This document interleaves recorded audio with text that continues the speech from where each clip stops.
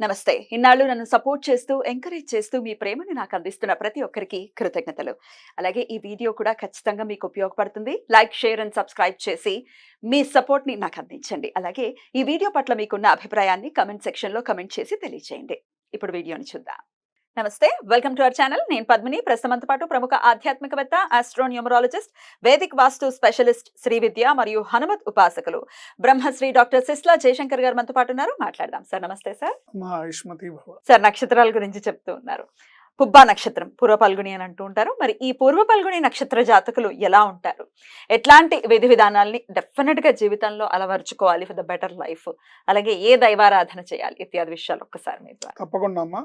ఈ పుబ్బా నక్షత్రం వాళ్ళు అసలు పుబ్బా నక్షత్రానికి అధిపతి శుక్రుడు.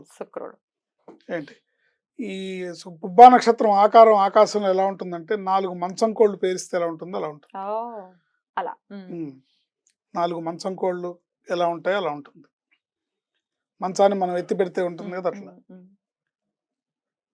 ఈ పుబ్బా నక్షత్రం వాళ్ళ లక్షణాలు ప్రియవచనుడు, ప్రియంగా స్వీట్ గా మాట్లాడతారు కానీ నీచుడు, వెంటనే బహువ్యయ పీడితుడు. బహువ్యయ పీడితుడు అంటే ఎక్కువగా ఖర్చులు, ఎక్కువగా ఇబ్బంది పడతారు. మల్టిపుల్ టాస్క్స్, మల్టిపుల్ రెస్పాన్సిబిలిటీస్, ఇవి ఫైనాన్షియల్ గా ఫేస్ చేస్తూ ఉండాలి. విధేయులకు సేవకులు ఉంటారు, వీళ్ళకి విధేయులైన సేవకులు ఉంటారు.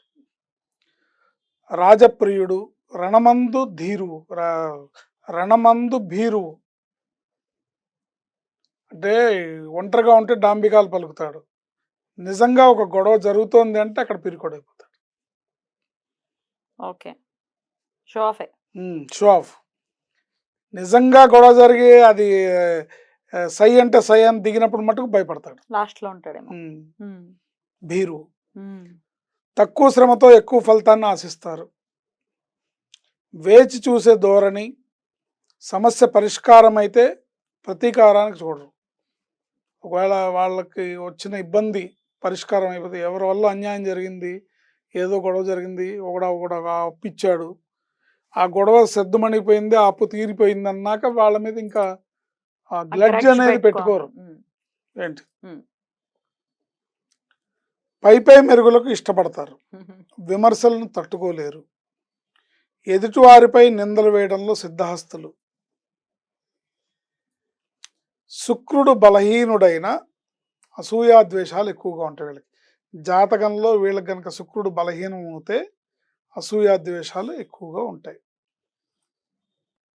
1వ పాదాన పుట్టిన వాళ్ళు, పుబ్బా నక్షత్రం 1వ పాదంలో పుట్టిన వాళ్ళు మతప్రీతి, ధైర్యము, వ్యాపార దక్షత కలవాడై ఉంటాడు.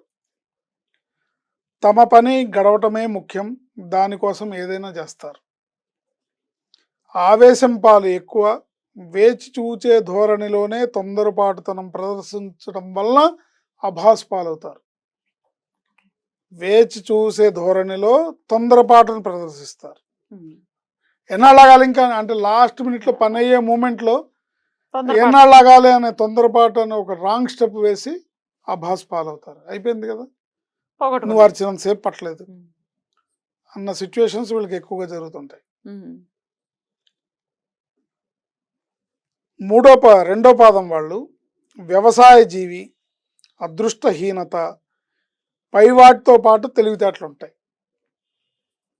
వ్యవసాయం మీద ఆసక్తి ఉంటుంది. వ్యవసాయం చేసి అంటే మొక్కలు నాటడం, ఏదో ఒక వ్యవసాయానికి సంబంధించిన ఏదో ఒక పనులు చేయడంలో ఇష్టంగా ఉంటారు వాళ్ళు.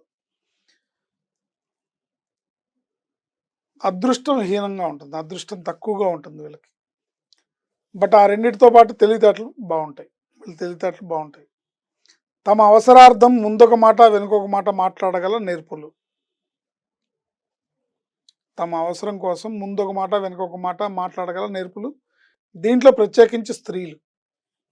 3వ పాదంలో మంచి స్వభావము, కీర్తి, ఊహాలోక విహారం, పై ఆడంబరాలపై మక్కువ, అనవసరమైన వాటి యందు చొరవ, తనకు సంబంధం లేని దాని వాటిలో ఎక్కువ చొరవ చూపిస్తుంటారు. లేనిది ఉన్నట్లు ప్రదర్శన, ఉన్నది లేనట్లు లేనిది ఉన్నట్లు చూపించాలనే తాపత్రయం ఎక్కువ. ఇది 3వ పాదం వాళ్ళది. 4వ పాదం వాళ్ళకి మందమతి, దైవద్వేషి, మతద్వేషి, అరే! వాస్తవాలకు భిన్నంగా ఆలోచిస్తారు. వాళ్ళు ఆలోచించే ఆలోచనలో డెప్త్ ఉండదు. మూర్ఖత్వము, సాధింపు ధోరణి, తమని తాము ఎక్కువగా ఊహించుకొని బతిమాలించుకోవాలని చూస్తారు. హ్మ్. అంటే వాళ్ళని వాళ్ళు ఎక్కువగా ఊహించుకొని నాకు ఈ ప్రయారిటీ ఇవ్వలేదు. ఇప్పుడు ఒక ఫంక్షన్‌లోకి వెళ్ళాననుకోండి, నాకు గౌరవం లేదు, అందరికి పెట్టారు నాకు పెట్టలేదు, వాడికి బట్టలు పెట్టారు నాకు పెట్టలేదు. హ్మ్.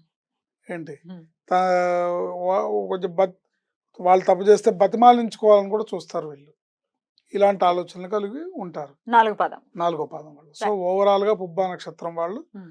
లక్షణాలు ఇలా ఉంటాయని మహర్షులు వారు చెప్తున్నారు. రైట్.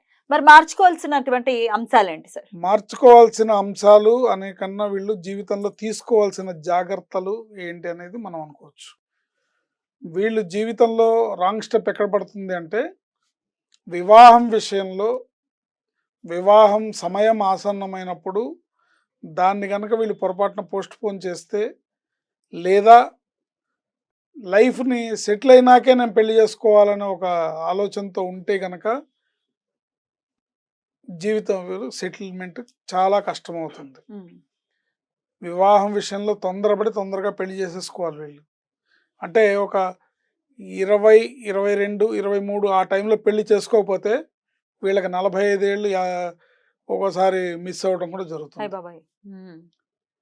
అందుకని వివాహం విషయంలో జాగ్రత్తగా సెటిల్ అవ్వలేదు, ఇంకా చదువు పూర్తవ్వలేదు, ఇంకా జాబ్ రాలేదు, ఇలాంటివన్నీ ఈ పెట్టుకోకుండా, కాలిక్యులేషన్స్ ఒద్దు. ఈ క్యాలిక్యులేషన్స్ లేకుండా జాతకాన్ని చూసుకొని వాళ్ళ వివాహ గడియలు ఆసన్నమైనప్పుడు, వివాహ సంబంధాలు వచ్చినప్పుడు, అవకాశం దొరికినప్పుడు చేసేసుకోవాలి. రైట్. అవకాశాన్ని కాలదన్నితే మళ్ళీ వాళ్ళ జీవితంలోకి రావడం అనేది కష్టం. చాలా కష్టం. రైట్. దైవారాధన విషయం గురించి కూడా ఒకసారి చెప్పండి సార్. ఈ వివాహం విషయంలోనే వాళ్ళు ఎక్కడ రాంగ్ స్టెప్ పడినా, ఏమాత్రం రాంగ్ స్టెప్ పడినా వీళ్ళకి లైఫ్‌లో సెటిల్మెంట్ అనేది ఉండదు.